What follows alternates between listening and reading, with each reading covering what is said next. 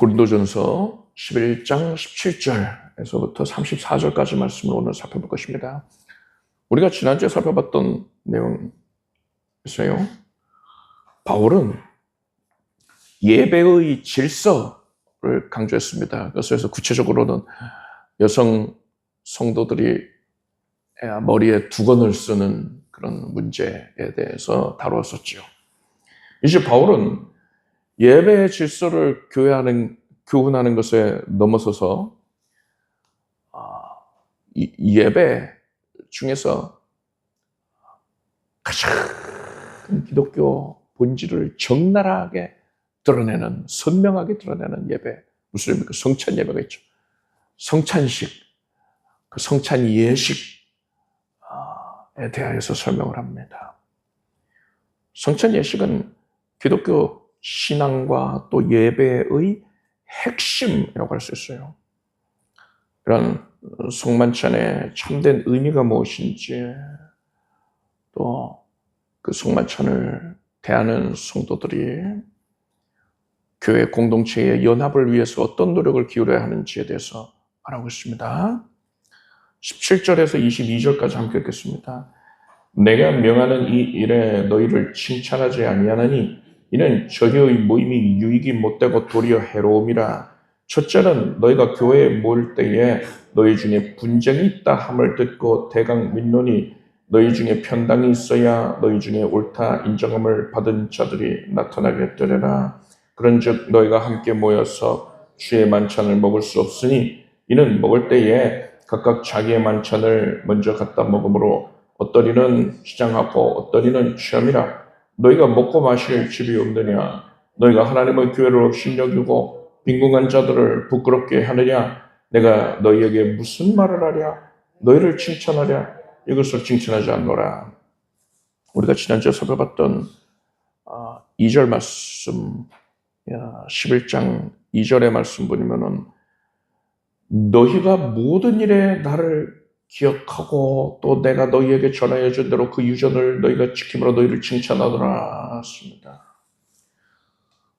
바울이 고린도 교회에서 가르쳤던 내용들을 그들이 잘 기억을 하고 지키기 위해 애쓰는 모습, 또 교회의 전통을 지키기 위해서 애쓰는 모습, 그것을 칭찬했던 것입니다.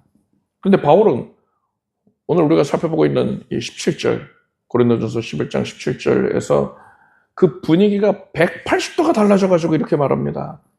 내가 명하는 이 일에 너희를 칭찬하지 아니하나니 이는 저희의 모임이 유익이 못되고 도리어 해로움이라 하십니다. 교회에서 성도들이 모이는 것, 아름다운 일이죠. 모이기에 힘쓰라 하셨잖아요. 그날이 가까움을 볼수록 더 그리하라.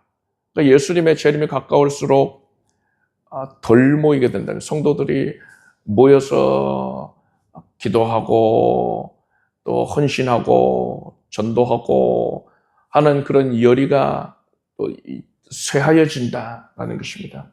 그래서 더 모이게 힘쓰라. 모임을 독려하고 있거든요, 성경에서는. 그런데 바울은 지금 뭐라고 합니까?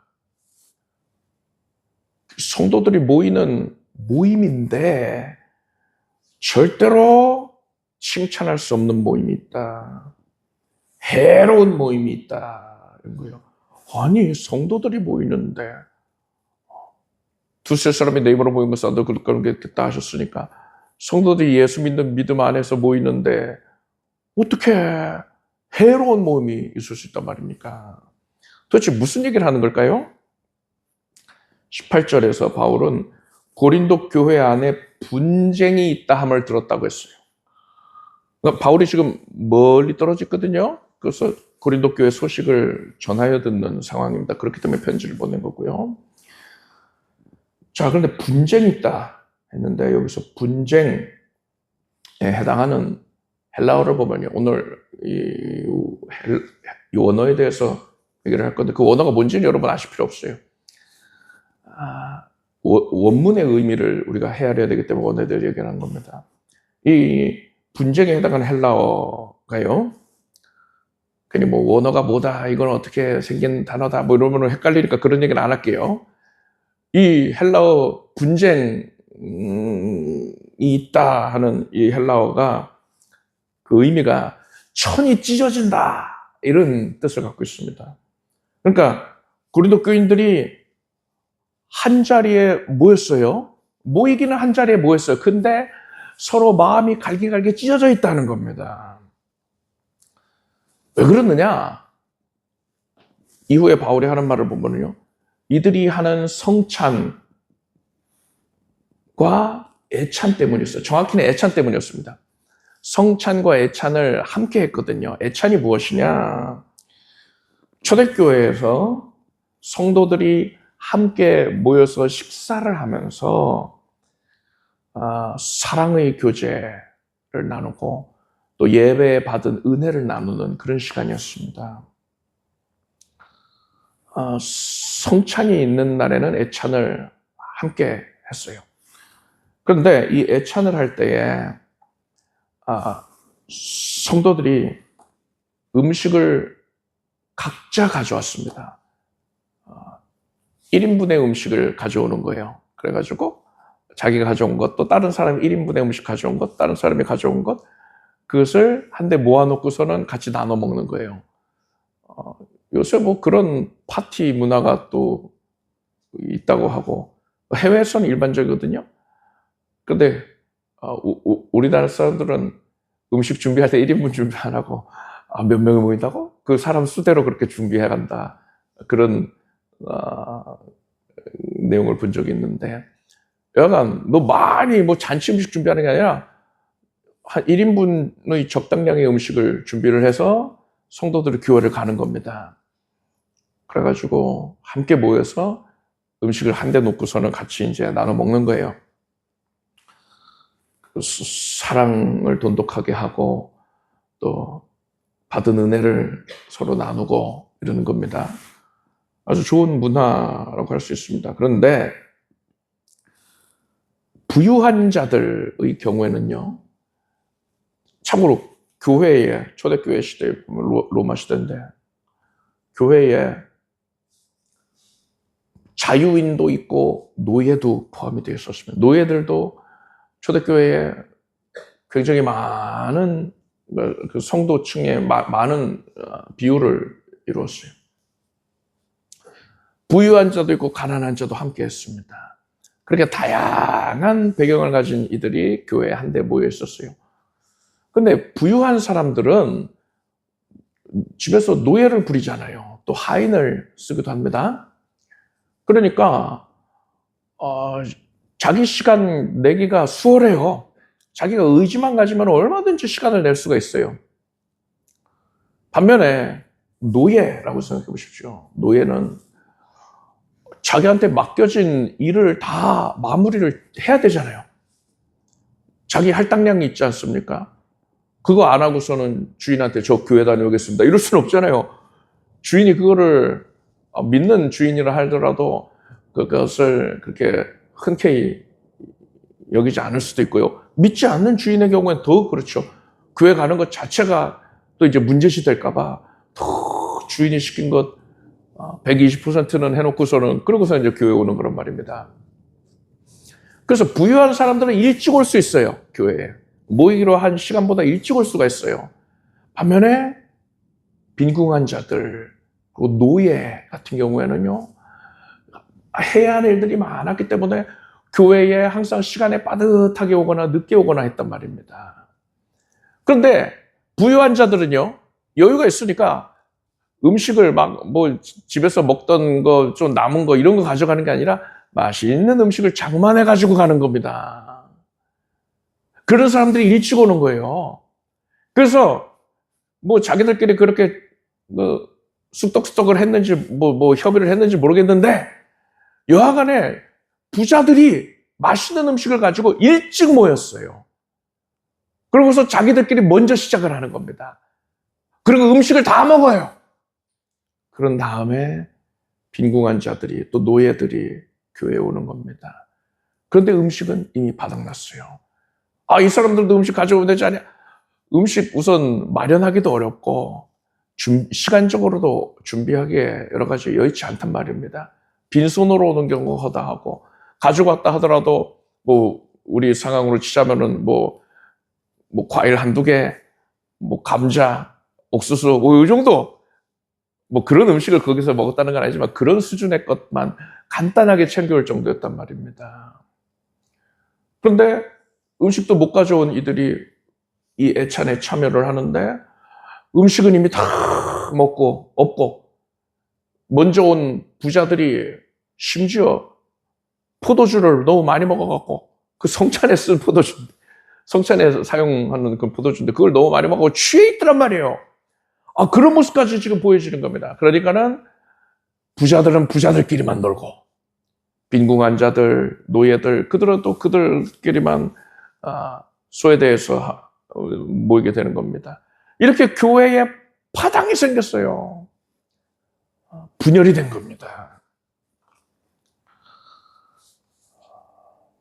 그래서 바울은 이 빈궁한 자들, 심지어 굶주림 가운데에 그 모임에 함께하고 있다는 그런 내용을 말하지 않습니까? 이런 고린도 교인들에게 바울이 19절에서요, 너희 중에 편당이 있어야 너희 중에 옳다 인정함을 받은 자들이 나타나게 되리라 했어요. 편당, 그러니까 편갈르기에서 당이 생긴 거죠. 파당이라고 생각하시면 됩니다. 그렇게 분열이 되니까 옳다 인정함을 받는 자들이 나타나게 된다. 말은 분열이 역시 좋은 거야, 이 뜻이 아니고요. 분열로 인해서 이 파당이 드러나게 됨으로 인하여서 누가 진정한 제대로 된 신앙을 갖고 있는지, 누가 하나님이 인정하시는, 하나님이 기뻐하시는 신앙을 가지고 있는지가 비로소 드러나게 된다. 쭉정이와 가라지가 제거가 되고, 그것이 이제 확인이 되고 알곡이 돋보이게 된다, 이 얘기인 겁니다. 이 말을 듣고서 부자들이 얼굴이 화끈거렸을 거예요. 자기들 신앙이 그릇됐다는 것을 적나라하게 말하고 있으니까요. 여러분, 우리는 성도 간에 교제할 때에 다른 성도들과 함께 그런 사랑의 교제할 때 누군가를 소외시키면 안 돼요. 저 성도는 별로야, 저 성도는 좀 빼고 하자, 이러면 안 된다는 거예요. 뭐 성격이 내 마음에 안 들어 라든가, 또 다른 조건들 뭡니까?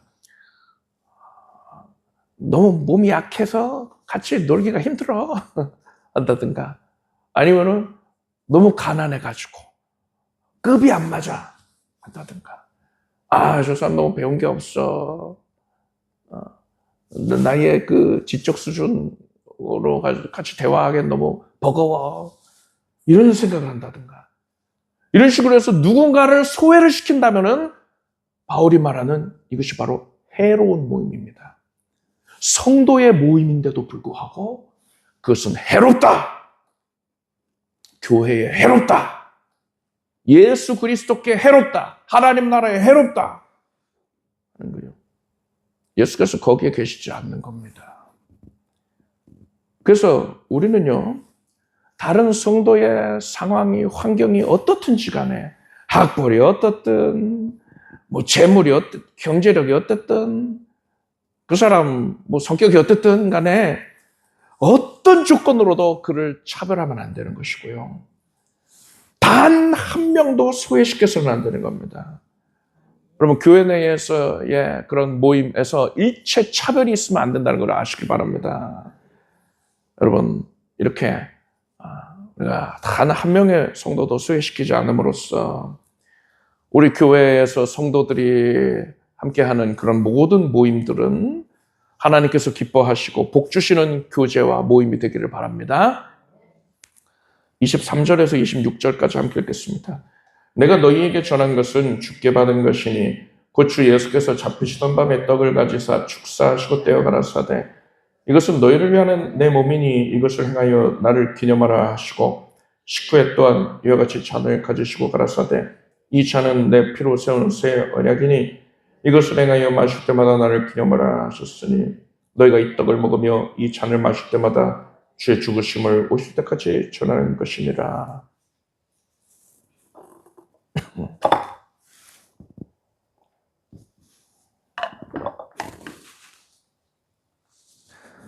방금 읽은 본문은 친숙하지요. 왜요? 우리가 성찬 예식을 거행할 때마다 그 오프닝 구절로서 제가 여러분들께 낭독을 해드리는 그런 말씀입니다. 23절에서 바울은 성찬에 대해 말하면서 내가 너희에게 전한 것은 주께 받은 것이니 라고 했습니다. 지금 성찬에 대해서 교훈을 하고 있거든요. 근데 이 교훈, 더 나아가서 성찬 예식 자체가 바울이 만든 게 아니라는 거예요. 바울이 치열하게 고민을 해가지고 이렇게 예식을 만들면 성도들의 신앙에 도움이 되겠구나 해서 만들어낸 게 아니란 말입니다. 예수께서 제정하신 것이다. 그리고 성찬을 통해서 어떤 교훈을 누려야 하는가도 예수께서 말씀해 주신 거예요. 정확하게는 예수께서 12 제자들에게 말씀을 하신 것이고 그것이 이제 바울에게 전해진 것인데 바울은 그것을 예수께 직접 받은 것이다. 이렇게 표현하는 겁니다. 그래서 바울을 통해서 오늘날 우리는 이 교훈을 지금 대하는 것인데 이것은 바울이 그렇게 말한 것처럼 여러분들도 예수 그리스도께 직접 이 교훈을 받는다는 사실을 아시길 바랍니다. 성찬은 예수께서 제정하신 것이고 그 교훈도 우리가 어떤 교훈을 누려야 하는지도 예수께서 정확하게 얘기를 해주셨어요. 그만큼 성찬이 중요하다는 겁니다. 자, 그렇다면 바울이 예수께 받아서 우리에게 전달을 해주는 이 성찬에 대한 교훈이 무엇이냐? 3가지를 말할 수 있는데 첫째로 성찬은 예수님을 기념하는 것이다 라는 겁니다.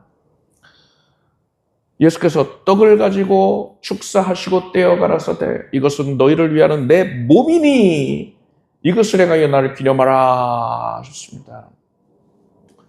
성찬 예식 때 우리가 떡을 대하잖아요.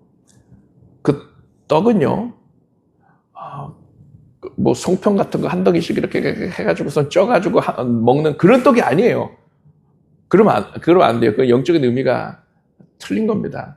그게 아니라 큰 덩이 떡에서 잘라내서 떼어내거나 뭐 잘라내가지고 그것을 먹는 겁니다.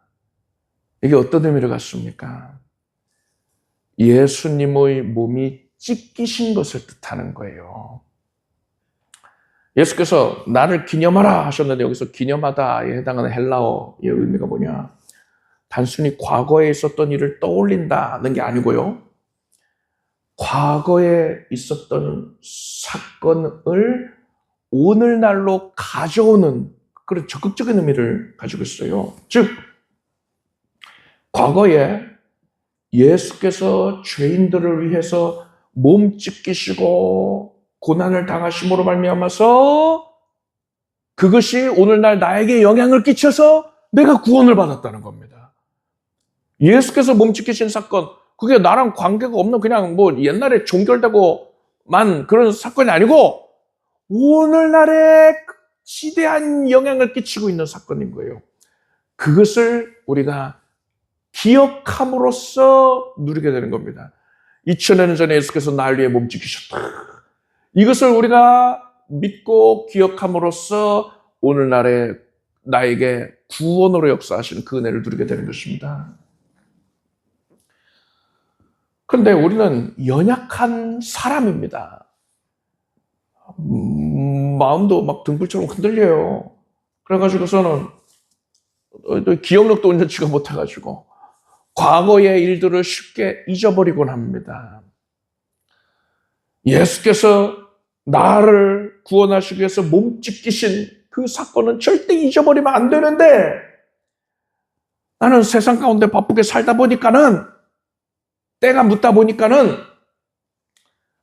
예수님의 은혜를 망각을 해버리는 거예요. 예수께서 짊어지신 그 십자가, 예수께서 몸 찢기신, 채찍에 맞아 몸 찢기신 그 기억을 잊어버리는 거예요. 자꾸만 잊어버려요. 잊으면 안 되잖아요. 그래서 예수께서는 우리가 성찬에서 떡을 땜으로써 생명의 떡이신 예수 그리스도 상징하잖아요. 그것을 땜으로써 예수의 몸 찢기심을 기억하게 하고자 하셨던 것입니다. 즉 성찬 예식은 우리가 예수님의 은혜를 잊어버리는 것, 망각하는 걸 막아주는 역할을 하는, 그래서 기억하게 하는 거룩한 행위가 되는 것입니다. 둘째로 바울이 성찬에 대하여서 교훈하는 바는, 그러니까 예수께 받은 교훈, 두 번째가 무엇이냐? 성찬은 새 언약의 선포라는 겁니다. 예수께서 이 잔은 내 피로 세운 새 언약이니 라고 하셨습니다. 고대에는 매우 중요한 언약을 체결할 때요, 이제 언약 체결하는 방식이 여러 개가 있는데요, 그 중에 한 가지, 아주 중요한 언약 체결할 때 하는 방식이 뭐냐? 피로써 언약을 맺는 겁니다. 글쎄요, 부족과 부족 간에 동맹을 맺을 때, 옛날에 이제 도시국가 형태로도 나라들이 제대로 존재하기 전에 그 전 시절 얘기입니다. 부족 간에 동맹을 맺을 때, 동맹해놓고서는 그래서 병력을 다른 쪽에 집결시키고 있는데 뒤통수 치면은 큰일 나잖아요. 그러니까 서로를 실제로 믿어야 된단 말이에요. 제대로 믿어야 된단 말이에요. 그래서 동맹을 할 때 부족장들이 서로 만나가지고서는 팔을 칼로 긋습니다. 그래서 피를 내요. 그래서 잔에다가 그것을 받아서 그 피를 마십니다. 피로 언약을 체결을 하고 그 피를 마셔요. 그래서 피 언약에 참여한 것입니다. 피는 생명을 뜻하거든요. 성경에서도 그렇게 말씀하고 있잖아요. 생명이 피에 있음이라 했잖아요. 피는 생명을 의미하기 때문에 생명을 다해서 전인격적으로 이 언약이 체결이 됐다. 절대로 이 언약은 깨어지지 않는다라는 걸 뜻하는 것이었습니다. 그런데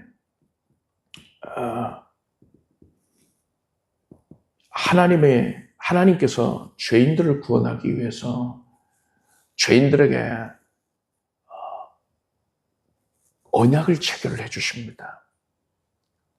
죄인들이 메시아, 하나님이 보낸 죄 없으신 구세주 메시아, 그분께서 죄를 짊어지고 대신 죄값을 치르셨다라는 그 사실을 믿으면 그 사람은 이 죄사함에 포함이 되게 해주겠다. 그 사람은 죄 씻음을 받고 의인이 되어 구원을 얻게 해주겠다. 이 언약을 체결을 하신 거예요. 그래서 이 언약을 위하여서 예수 그리스도, 하나님의 아들이신 예수 그리스도께서 친히 십자가에 못 박혀서 피를 흘리신 것입니다. 우리는 예수 그리스도의 보혈을 마시는 거예요. 성찬 예식 때 포도주를 대하는 것은 예수의 보혈을 마시는 겁니다. 왜 마셔요? 피 언약에 내가 참여했다라는 것을 떠올리게 하는 거예요. 기억하게 하는 겁니다. 예수께서 나를 살리기 위하여서 새 언약을 체결해 주셨어. 그것을 위해 피를 흘리셨어. 나는 그 언약 안에 있는 사람이야. 그 언약에 적용을 받는 사람이야 하면서 예수의 보혈, 이 성찬의 포도주를 마시는 것입니다. 우리가 예수 그리스도의 피 언약에 속해 있을 때 보혈 아래에 거하게 되고요. 보혈 안에 거하게 돼서 모든 심판과 재앙과 저주가 넘어가 버린다는 것을 믿으시기 바랍니다. 6월절의 은혜가 우리에게 임하게 되는 거예요. 이렇듯 성찬을 할 때 마시는 포도주는 우리를 구원하기 위해서 새 언약을 체결을 해주신 예수 그리스도의 보혈을 상징하는 것이다. 그래서 여러분은 포도주를 대할 때에, 성찬의 포도주를 대할 때에 우리에게 구원의 언약을 체결하신 예수 그리스도, 그분께서 흘리신 보혈을 떠올리길 바랍니다. 셋째로 바울이 전하는 이 교훈, 바울이 예수께 받아서 우리에게 전하는 성찬에 대한 교훈은, 성찬은 복음을 선포하는 것이다 라는 내용입니다. 바울은 너희가 이 떡을 먹으며 이 잔을 마실 때마다 주의 죽으심을 오실 때까지 전하는 것이니라 했어요. 성찬을 통해서 예수 그리스도의 대속을 증거한다는 겁니다. 우리가 성찬을 함으로써 대속을 상징적으로 나타내기도 하고요. 또한 우리 마음이 성찬에 참여하면서 예수 그리스도의 대속을 더 뼈저리게 깨닫고 그 은혜에 감사해서 그 은혜를 전해야겠다라고 다짐을 해야 된다는 겁니다. 우리가 전해야 할 복음의 내용이 뭡니까? 성찬 안에 들어와 있는 거예요. 다 들어있어요. 그 복음 전하는 내용이. 성찬의 떡! 예수께서 죄인들을 구원하기 위해 몸짓기셨다. 성찬의 포도주. 예수께서 죄인들을 구원하기 위해서 피를 흘리셨다. 이로써 죄인이 구원받는 새 언약이 체결됐다. 그래서 예수 그리스도의 대속을 믿기만 하면 누구든지 구원받는다. 이게 우리가 전해야 될 복음인 것입니다. 여러분은 성찬을 대할 때에 떡과 포도주를 대할 때에 예수께서 구원해 주신 은혜에 감사해서 내가 그 복음을 전하며 살겠노라고 그렇게 결단하게 되길 바랍니다. 27절에서 34절까지 함께 읽겠습니다. 그러므로 누구든지 주의 떡이나 잔을 합당치 않게 먹고 마시는 자는 주의 몸과 피를 범하는 죄가 있느니라. 사람이 자기를 살피고 그 후에야 이 떡을 먹고 이 잔을 마실지니 주의 몸을 분변치 못하고 먹고 마시는 자는 자기의 죄를 먹고 마시는 것이니라. 이러므로 너희 중에 약한 자와 병든 자가 많고 잠자는 자도 적지 아니하니 우리가 우리를 살폈으며 판단을 받지 아니하려니와 우리가 판단을 받는 것은 주께 징계를 받는 것이니 이는 우리로 세상과 함께 죄 정함을 받지 않게 하려 하십니다. 그러즉 내 형제들아 먹으러 모일 때에 서로 기다리라. 만일 누구든지 시장 앞거든 집에서 먹을지니 이는 너희의 판단받는 모임이 되지 않게 하려 함이라. 그 남은 것은 내가 언제든지 갈 때에 규정하리라.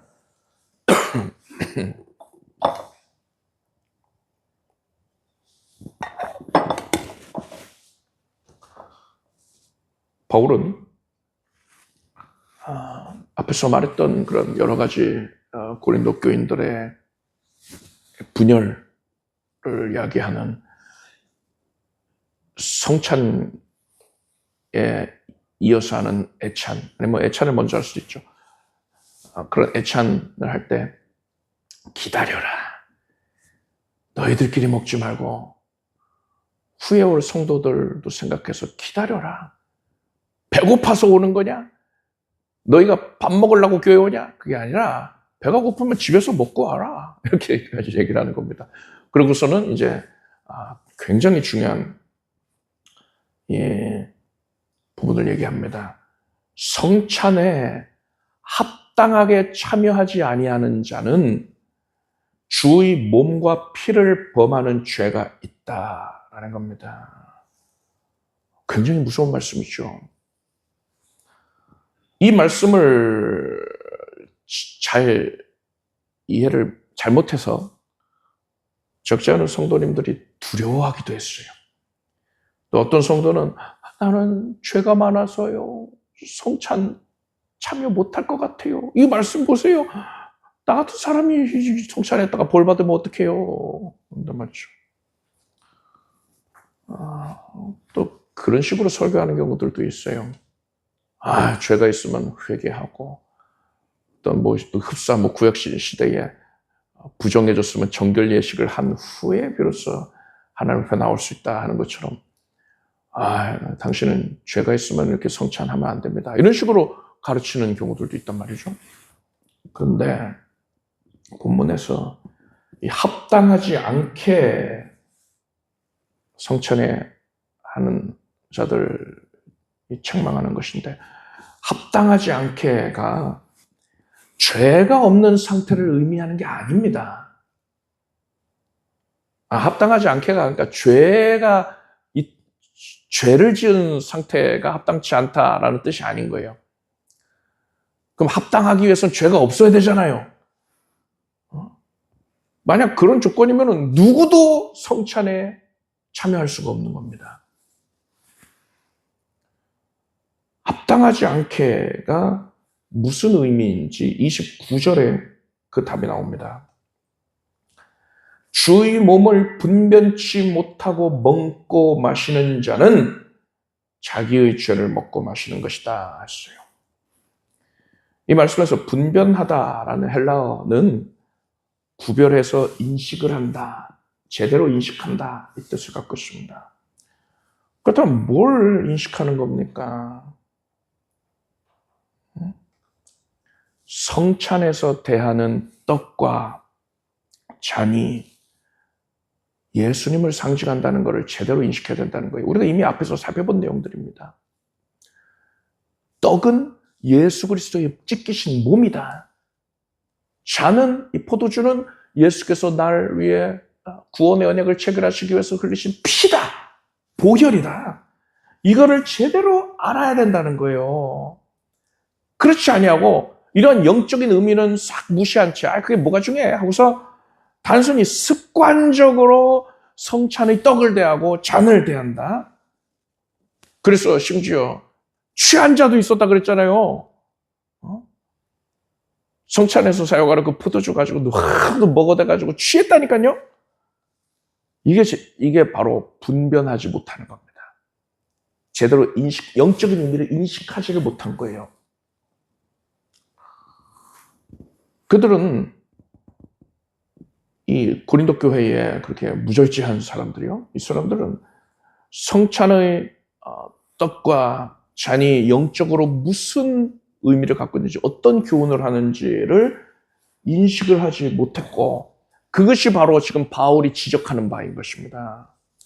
너희가 주의 몸과 피를 범하는 죄를 지었다. 이렇게 선언을 한 거예요.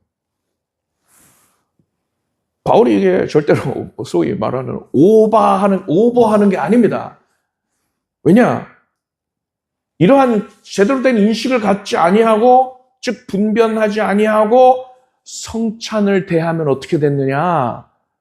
30절을 보세요. 이러므로 너희 중에 약한 자와 병든 자가 많고 잠자는 자도 적지 아니하니 했어요. 약한 자와 병든 자는 고린도 교인들 중에 육신의 연약함과 질병을 갖고 있는 자들을 말합니다. 그리고 잠자는 자는요, 일반적으로 성경에서 영적으로 잠들어 있는, 그러니까 뭐 고뇌에서 자고 있는 이게 아니라 육신이 자는 걸 뜻하는 게 아니라 영적으로 잠들어 있는 것을 뜻하기도 하고, 또한 죽은 상태, 육신의 생명이 다한 상태, 그것을 또 잔다라고 표현을 하기도 합니다. 그런데 지금 바울은요, 하나님께 징벌이 임하였다라고 말하고 있거든요. 그 뒤에 뉘앙스를 보시면 나옵니다.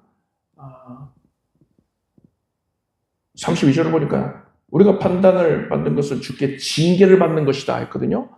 하나님의 징계로서 임한 것을 말하고 있어요. 그러니까 영적인 아둔함에 빠지는 것도 물론이거니와 그것보다 더 적극적인 의미로서 죽은 자들이 있다는 거예요. 징벌로서 생명을 잃은 자들도 있다는 겁니다. 즉 바울은 고린도 교인들이 성찬에 대한 올바른 인식이 없이, 분변이 없이 경솔하게 성찬을 행함으로써 하나님께 질병을 받아서 육신의 질병을 얻게 되고 죽임을 당하기도 했다라는 겁니다. 이것은 예수 그리스도의 대속의 은혜를 함부로 여기고 없인 여기고 하나님의 그 행하신 거룩한 희생, 이것을 평가절하하고 훼손하려고 하는 그런 죄라 할 수 있습니다. 그래서 그런 죄로 말미암아 교회에 재앙이 내렸던 거예요. 그것을 언급하고 있는 대단히 무서운 경고의 말씀이라고 할 수 있습니다. 여러분, 성찬은 지극히 거룩한 예식이라는 사실을 분명히 깨달아 주길 바랍니다. 다시 말씀드릴 건데, 우리가 대하는 떡은 예수 그리스도의 몸을 상징하는 것이고, 포도주는 예수께서 흘리신 피를 상징하는 것입니다. 우리는 성찬을 대할 때에 배고픈데 잘 됐다. 떡을 요만큼 주네. 더 먹어야지. 이런 마음이 아니고 절대로 안 되고요. 성찬을 대할 때에 지극히 감사하는 마음으로 주님 앞에 나 자신을 돌아보아서 겸손한 마음으로 하나님의 은혜를 맞이하는 마음으로 성찬에 임해야 되는 것입니다. 이런 마음은 성찬에만 국한이 되는 게 아니고요. 하나님께서 그렇게 성찬을 하찮게 여기는 자들 벌 내리신 이유가 있죠. 그렇게 일벌백계를 하신 이유가 있죠. 대속의 은혜를 대하는 자세를 교육하신 겁니다.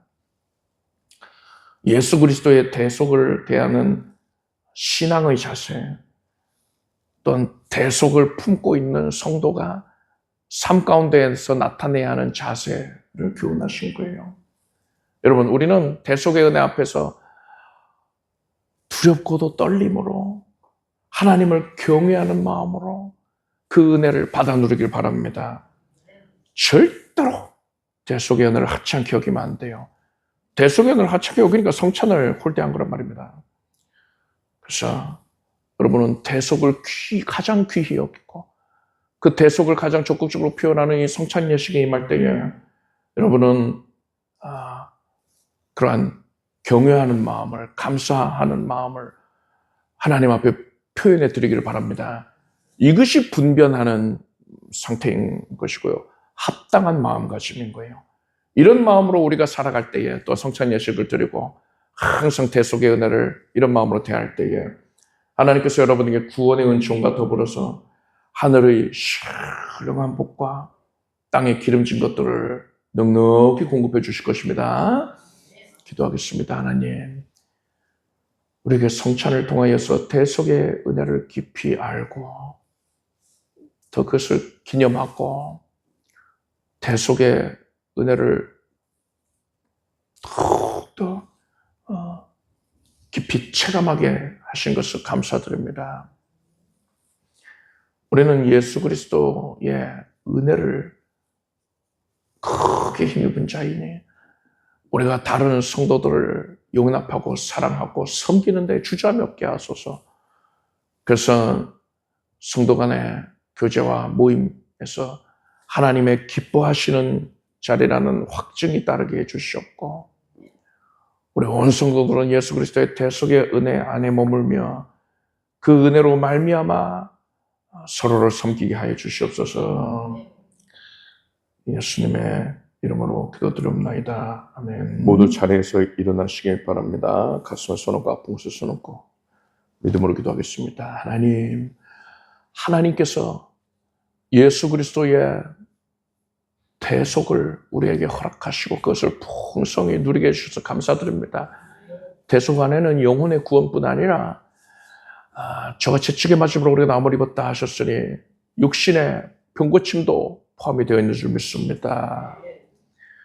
모든 죄와 저주를 축복으로 변모시키시는 은혜가 우리에게 이미 허락되었음을 믿습니다. 지금 손을 얹은 부위에 하나님께서 특별한 신유의 권능 나타내 주셔서 어둠이 물러갔고 신속하게 온전해지게 해주시옵소서. 예수 그리스도께서 나를 만지셔서 내가 고침받았습니다. 온몸 각기관이 머리에서 발끝까지 뼈마디 관절 골수가 모든 장기들이 예수 이름으로 고침을 받았습니다. 모든 수치도 정상이 될지어다. 하나님의 은혜로 각종 수치들이 다 정상을 찾게 해주시고 모든 정밀 검사의 결과에서도 하나님의 섭리하심을 나타내 보이소서. 숨어있던 암세포도 예수 이름으로 사라질지어다. 온몸이 깨끗하여지고 하나님의 진리의 광채가, 신유의 광채가 비추었으니 질병의 세력에 붙어있지 못하고 박멸이 될지어다. 하나님께서 우리에게 새 힘을 넘치게 주셔서 주의 일을 감당하게 하시나이다.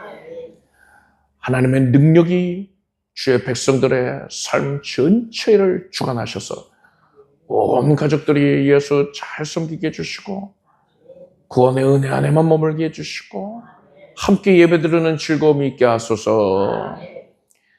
삶의 현장에서 이루고자 하는 모든 것들을 하나님께서 다 성취해 주시고 영광을 거두소서. 손으로 수고한 모든 것들에 대하여서 하나님께서 결실을 거두게 해주시겠다 하셨으니 그 은혜를 믿습니다. 풍성한 결실을, 저기 풍족한 결실을 거두고 하나님께 크게 영광을 올게 될지어다. 예수님의 이름으로 기도드립나이다. 믿은 대로 될지어다. 박수 올리겠습니다. 잘 앉으십시오. 준비하신 예물을 정성된 마음으로 드리겠습니다. 드리신 예물을 위해 축복 기도하겠습니다. 하나님의 베푸신 은혜에 감사를 드립니다. 늘 감사와 감격이 흘러넘치게 해주셨고 하나님을 위하여 살기를 결단하고 헌신하는 데에 열심을 내게 하소서. 응답받은 제목이 넘치나게 해주시옵소서. 예수님의 이름으로 기도드립나이다. 우리 주 예수 그리스도의 무한하신 은혜와 하나님 아버지의 사랑과 성령님의 교통하심이 수요예배에 믿음과 정성으로 함께 사는 성도들 위해 영원토록 함께 없시기를 축원합니다.